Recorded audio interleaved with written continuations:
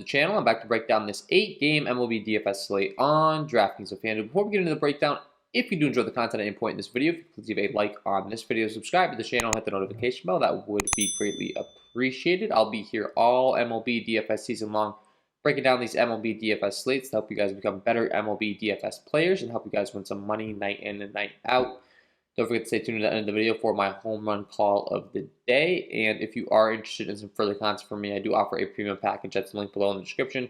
You get access to all the same tools that I use when building my own MLB DFS lineups, as well as my cheat sheet, power rankings, and Discord chat access. So with that being said, let's go ahead and start breaking down this slate today. As always, I like to go ahead and short my sheet by K rate. It's fantasy sports. We get points for strikeouts.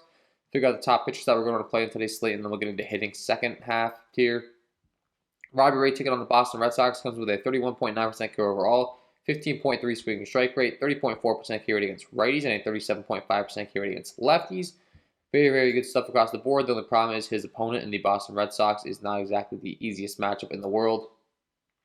They'll definitely make it a little bit harder on him than some of these other matchups are concerned, and they don't strike out the most, so I'm a little concerned about his upside in some aspects there, but he still does come in as a 196 favorite.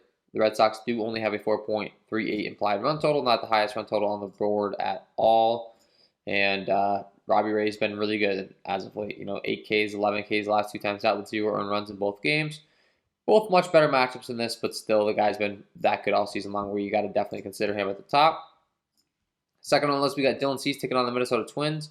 30% K rate overall, 14.4 swinging strike rate, 27.9% K rate against righties, and a 31.9% K rate against lefties. So has also been very good across the board. The Minnesota Twins are definitely a team that we do prefer to target with right-handed pitching versus left-handed pitching. Have been a lot better against lefties so far on the season.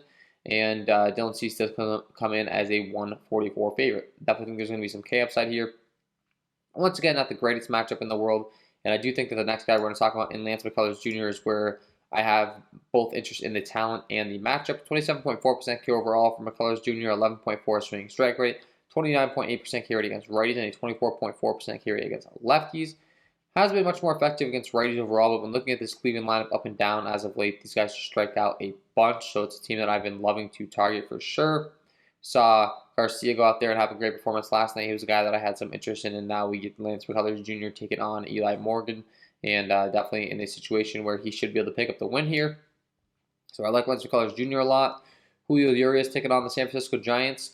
26.8% K rate overall, a 25.7% K rate against righties, and a 29.5% K rate against lefties. He's also another guy that's been very, very good overall. He's taken on the San Francisco Giants, which is not a lineup that we're all too scared about, and he is a 176 favorite. So I think it makes a lot of sense to be going to some Urias tonight for sure. Then once you get past down him, not getting all too intrigued to play a whole lot of these guys, to be honest with you. Adam Wainwright taking on the Chicago Cubs. The Chicago Cubs have been striking out a lot on the season, so he's a guy that you could be looking to for sure in a great pitching ballpark in St. Louis. The Cubs only have a 3.87 implied run total, so he would be a guy that I'm possibly looking to. You could play Kyle Hendricks in that same game. I just don't think the K upside is nearly as there for him, so I'm not getting all too intrigued. And to be honest with you, I have a feeling I'm going to be sticking really to this top tier of pitchers today. Eric Fetty taking on the Miami Marlins is a team that we've been targeting, but he's just really not that great of a talent. You can play him for sure. You could play a Michael Pineda, take on the Chicago White Sox, but I think you get what I'm saying here. It's definitely not quite as interesting a spot as the guys we already went over so far. So with that being said, let's go ahead and transition over to bats. As always, I like to go ahead and sort my sheet by Sierra, scale and reactive ERA. It's a good way of determining how good a hitter's been so far and how good he's expected to be in the future. How good a pitcher's been so far and how good he's expected to be in the future. And the worst on the slate is Matt Manning taking on the Texas Rangers. Ground ball, fly ball stuff is terrible. Hard contact stuff is terrible. Against righties, he gives up a 522 slugging. Against lefties, he gives up a 432 slugging. And really just doesn't scare me against either side of the plate. Specifically, righties is where you really want to target him. But overall, I think that this Texas stack is definitely going to be a viable one today. They get to go into Detroit. They're on the road. They get the guaranteed 9th inning at bats, and they're taking on Matt Manning first, and then the Detroit Tigers bullpen second. It has been terrible as well, so definitely like this spot for the Texas Rangers. Brock Holt, Nate Lowe, Adolis Garcia, Joey Gallo, Jonah Heim, Eli White, David Dahl, Kenner Fafella, Jason Martin. Like every single guy in the lineup. It's just going to be that kind of a spot in Detroit with Manning and then the Tigers bullpen. It makes a lot of sense. Garrett Richards taking on the Toronto Blue Jays is a very reverse splitsy pitcher. He's a right-handed pitcher that does a lot better against left-handed hitting than he does right-handed hitting, which is going to be a problem for him because he has to take on this very right-handed heavy Toronto Blue Jays squad. And he gives up a 48 slugging to righties with a 38.9% hard contact rate, a 387 WOBA, only an 18.8% K rate. For a guy that's a reverse splits pitcher, this is a nightmare matchup because they're all right-handed hitters. Marcus Semien, Bo Bichette, Vladimir Guerrero Jr., George Springer, Teoscar Hernandez, Randall Grichuk, Lourdes Gurriel, Danny Jansen. Kevon Biggio is the only lefty in this lineup. No issues with playing him, but we do definitely prefer the righties when it comes to Garrett Richards. And it's going to be a tremendous spot for these Toronto Blue Jays. You just can't look past it, to be honest. These Blue Jays just seem to be the team you want to be stacking up every night, but I mean, the spot makes a lot of sense to go to them, so.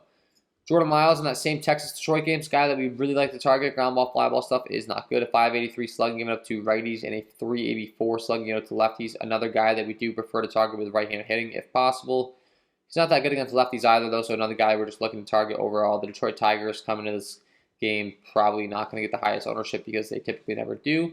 Maybe I'll be wrong on that, but Akil Baddoo, Jonathan Scope, Robbie Grossman, Miguel Cabrera, Heimer Candelario, Eric Haas, Harold Castro, Zach Short, Victor Reyes, all of these guys definitely viable options today.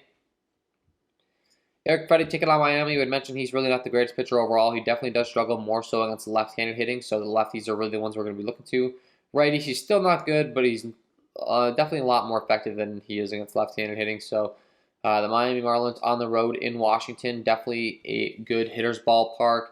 We got Miguel Rojas, Isan Diaz, Starling Marte, Adam Duvall, Jesus Aguilar, Joe Panic. Definitely can stack these guys up. There are quite a few righties in this lineup, which is going to make it a little bit less interesting than it would be if they had, a few lefties in there, but still can target this guy. We have an opener and a long reliever in the Yankees game, so that's going to be just a matter of how good the Washington bullpen's been. I mean, they haven't really been all that great. The Philadelphia Phillies bullpen, which I don't really think I'm all too scared of this Philadelphia Phillies bullpen, to be honest. So it's a little bit less than ideal when you're stacking up a team that's going against, some long relievers and that kind of thing. But we do know that Sanchez is a lefty starting out here, and they're going to hand the ball over to Lavora. I don't know how to pronounce that, so apologies there. Or he's going to be the opener. Sorry, Lavora's going to be the opener, and then they're going to hand the ball over to the long reliever in Sanchez. So conflicting reports here on what's going on. But anyways, Sanchez is a left-handed hurler. And then as far as Lavora, he's a right-handed hurler. And I just don't think that they're all that great. He was recalled from AAA and hasn't been that good as of what my first glance is here. So Yankee stack definitely viable. Just don't know what you're getting yourself into there. Jordan Holloway taking along the Washington Nationals is a very easy guy to explain here. Against righties, he only gives up a 210 slugging. Against lefties is where things get a little bit more interesting. He still does have a pretty high K rate against those lefties, but he gives up a 356 slugging. So the Washington Nationals lefties you could be looking to today: Juan Soto, Josh Bell, Andrew Stevenson in the middle of the order would be my favorites. Taking on Holloway if you're going to them. Kyle Hendricks and Eli Morgan, both these guys have been very bad against both sides of the plate, to be honest. Kyle Hendricks a lot better against righties. Eli Morgan's definitely a guy that we can target in a major way, but Kyle Hendricks really bad against left-handed hitting specifically, so the Cardinals really just not that interested in targeting them in this ballpark, though. I already talked about that, but the Houston Astros taking on Eli Morgan is definitely a stack I'm going to be interested in targeting. A 676 slugging unit to righties, a 581 slugging unit to lefties. Really bad against both sides, against righties specifically, though. Jose Altuve, Michael Brantley, Yuleski Gurriel, Yordan Alvarez, Carlos Correa, Kyle Tucker, Abraham Toro, Miles Straw. Going to have interest in this full stack today for sure. Got to be looking at them. Michael Pineda is another guy we can definitely target with some hard contact issues against righties specifically. He's a little bit better than lefties. Against lefties, it really dips off. The ground ball, fly ball stuff gets bad. A 509 slugging given up to those lefties. So the Chicago White Sox lefties once again are in play tonight. I liked them last night quite a bit, and I'm going to be going right back to the well. Gavin Sheets, Brian Goodwin, Yoan Moncada, Larry Garcia. Got to like those left-handed bats. And then finally, when you're looking at the run totals and everything, the Dodgers, of course, are always going to be a great stack. And lastly, actually, I don't have Wojciechowski on my list here, taking on the Philadelphia Phillies, but he has been terrible every single time he's gone to the majors. He was with the Baltimore Orioles for a long time. If you recognize his name, you've probably been playing DFS for quite some time here. And He's a guy that just really hasn't been good. As far as his numbers this year, I can't really speak to that. I have to look. Maybe the Yankees, he's turned a different leaf and he's been really good. I tend to doubt that. And I think that the Philadelphia Phillies are going to be a tremendous stack today as well in Yankee Stadium. Great hitting environment. I definitely like the Philadelphia Phillies bats today, unless I see that Wojciechowski's really made some big strides, which even if he has, I'm probably still going to be willing to attack this guy because he's been bad for that long in the majors, and he just really doesn't scare me. And then, as mentioned, the Dodgers taking on Logan Webb. If looking at his stuff and his weaknesses overall against righties, very, very good. Against lefties is where it dips down a little bit. So if I'm stacking up those Dodgers, really going to rely on those left-handed hitters.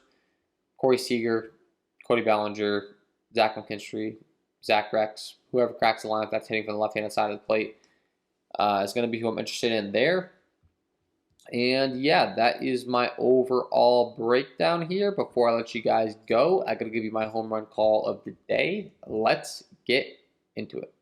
And my home run call of the day today is going to be Carlos Correa taking on Eli Morgan. We had mentioned his hard contact issues against right-handed hitting really, really bad. A 51.9% fly ball rate as well, giving up a bunch of fly balls. 43.4% hard contact rate and a 676 slugging, giving up not good at all. And then we're breaking down his repertoire and what he goes to. Very reliant on the fastball. Goes to that about 50% of the time. And Carlos Correa absolutely matches that pitch. A 255 ISO with a 338 WOBA. As far as the secondary stuff, he's really reliant on the slider changeup combination, which is not an issue for Correa either. Against the slider, a 214 ISO with a 284 WOBA. And the changeup last is the only pitch that Correa really struggles against, but not thrown very often, only 16% of the time. And really, this is a splits matchup. Eli Morgan really struggling against right-handed hitting in a major way in Houston with the short porch down the left field line. Love this spot. Get Carlos Correa in your lineups because he is my home run call of the day. So there you have it, guys. Carlos Correa, get him in your lineups. And that is all from me in this one. If you did enjoy the content, if you could please leave a like on this video, subscribe to the channel, and hit the notification bell. That would be greatly appreciated. Wish you guys the best of luck tonight, and we will see you in the next one.